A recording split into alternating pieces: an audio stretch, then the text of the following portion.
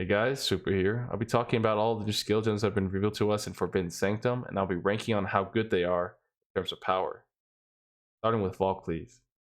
So Cleave has gotten something very interesting. It's gotten more damage in terms of effectiveness, but also more damage during low life, which is basically 50% or below. Gotten Molten Strike, as well as more radius, more area effect. But it also has the power to steal modifiers for 20 seconds, similar to Behead support. So it's very cool that Cleave got something like this in terms of skills. Really good direction for the skill gem, in my opinion.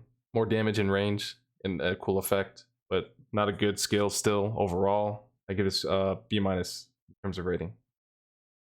And moving on to Molten Strike. Molten Strike has gotten a wording change, which doesn't really matter because it's still the same. But not only that, the Ball variant is actually similar to a Rolling Magma, but melee. There's nothing really different in terms of usage for Molten Strike, but does help in terms of clearing maps a lot faster. I'll give it a thumbs up, but I don't think it's very powerful. I'll give this like a C+. Moving on to Smite. Smite has also gotten more of a radius clear in terms of striking more enemies, but also a buff on the added lightning damage compared to the regular one. Now, I have no idea if the buff doesn't override until duration's over. We'll have to wait and see on that one. But it seems kind of lackluster in terms of skill gems. I'd say this is still like a B-, still pretty average. Gives it more clear, gives it a little bit more damage. But yeah, pretty nice. Volcanic Fissure. Now this is a new skill overall, as well as getting a ball variant off the rip. Now a lot of people are comparing this Volcanic Fissure to Molten Strike, as both of these have the same values in terms of attack damage and effectiveness. But one thing that's different is the attack speed is a lot slower by 20%. This could be a problem in terms of the build, since it'd be a lot slower and also be harder to start due to the fact that Molten Strike does get added fire damage compared to Volcanic Fissure, which doesn't. But who knows? The ball variant seems very interesting. Seems like you could shotgun maybe with it as well, because the more projectiles as well as erupting 5 times on the enemy. Maybe there's some shotgun shenanigans possible with that build, but as of now, compared to Molten Strike, it doesn't seem too crazy in comparison. So I'd still give this a rating of a B to C plus, maybe. We'll have to wait and see when the skill comes out and see what people do with it. Moving on, we have kind of a interesting Blade Flurry ball skill here. Nothing really changed besides giving blind enemies on hits and also increasing the effect, as well as lessening the damage by 50% while you're channeling the skill, and it'll pop at 90 circle radius. Now this seems very, very gimmicky. As shown by the gameplay, kind of just sit there and let the enemy stack up before they hit you. So I see kind of a problem with this Val skill. Either it becoming a defensive meme, or somehow you can use it for DPS on a boss if you Worm Blast, possibly. But overall, this doesn't seem that crazy. Kind of like a meme, in my opinion. We'll have to wait and see what people do with it. It could be great or it could be bad. 50% less effect or damage taken overall is huge, because that's half the damage gone.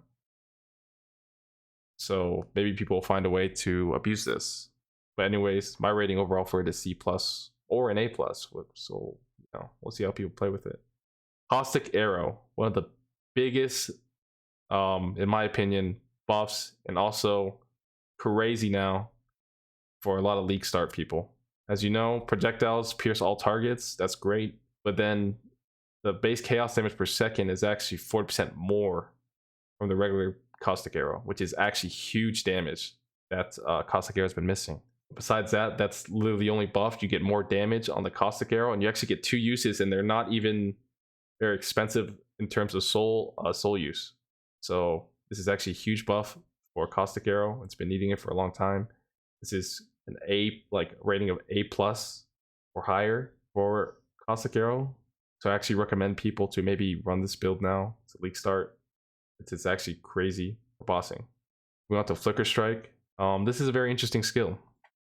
Repeating attacks 25 times, giving 300% of attack speed on base compared to the 120% on regular Flicker Strike. So the damage doesn't apply until the end. I've already talked about this in my build guide for Flicker Strike, as this is just a way to get more of a burst DPS in terms of like a boss, but overall doesn't seem that crazy since there's no additive damage, just kind of a meme, you could say. So yeah, it could be good or it could be bad. It's up to whoever plays it, really. I'll give this a rating a B minus, B minus. It's pretty, pretty average. For Venom Gyre, now this is actually also insane. The two strongest skill gems that actually have been buffed or added, I mean, is Caustic Arrow and Venom Gyre.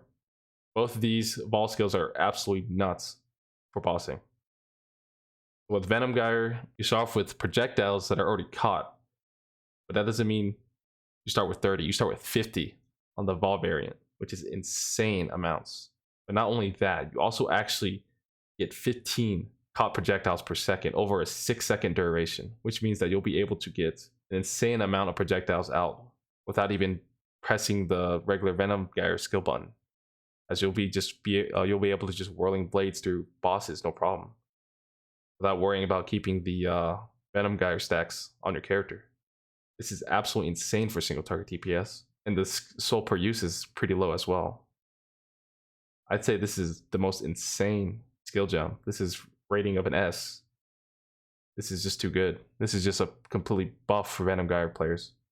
And for people that are starting this build, absolutely nuts for League Start. Highly recommend. Moving on to Frozen Legion. Now this skill is very hard to calculate, as both is a cast and a melee skills. A lot of people are theory crafting on Inquisitor for the free pen as well as the fanaticism, which I do agree is great. The problem with this skill is that bypassing the cooldown through leveling is not possible, but it's still very good in terms of just bossing. It's 6 seconds, which does suck. Very long, so a lot of people have a lot of problems with this. Just using it to just press the button for bossing or some really strong mob, then going and having a secondary skill to clear. So we'll have to wait and see. This could be really good or really bad in terms of skills. We'll just have to wait until people figure this out during the league. Now moving on to the Hex skills here. Curses. Curse Ground allows you to put a curse on the field for 34 seconds, but the Hex is any enemies that are in the Hex will always be cursed until they leave the circle. Now this doesn't seem that crazy because you're gonna have to recast the curse every time for mapping, and it seems very inefficient compared to the automation. But they nerfed the automation of curses, which is a problem. So they're trying to make self-curse a lot better through this way, because most of the blasphemy and hex touch supports reduce the effect of your curse, meaning that you'll get less damage. Regardless, I think this doesn't change it as well. This could be on a cast on crit type of build where you can just automate the curse ground as it moves while you're attacking, making it a lot easier to get the damage benefit out of it. But overall, the changes to curse and hex blast seem terrible. So this doesn't, I don't see this being used very much. I'd give this almost unusable, a rating of D. And lastly, Hex Bloom. Hex Bloom is also a way to put curses on without having the mitigation of the curse effect, or the reduced effect of the curse, sorry. This is similar to Asphyxia's Wrath, as you might know, where the enemy that dies with the Hex will spread it to nearby enemies. Now this also is very gimmicky, as you still have to cast the curse first and then use your attack skill, which kind of is not what you want during maps, because most of the enemies are very easy to kill if you're playing a really strong build. Because when you're using this in a boss room, this is almost useless. So I think Hex Bloom is it's very bad support as well. I'd give this like a D+ at least. But you're never going to be using a Hex transfer while you're killing enemies. It just doesn't seem very good when most of the stuff in maps usually just die you pressing the attack. But yeah, that's pretty much it for all the skill gems that have been shown here in Forbidden Sanctum or been revealed.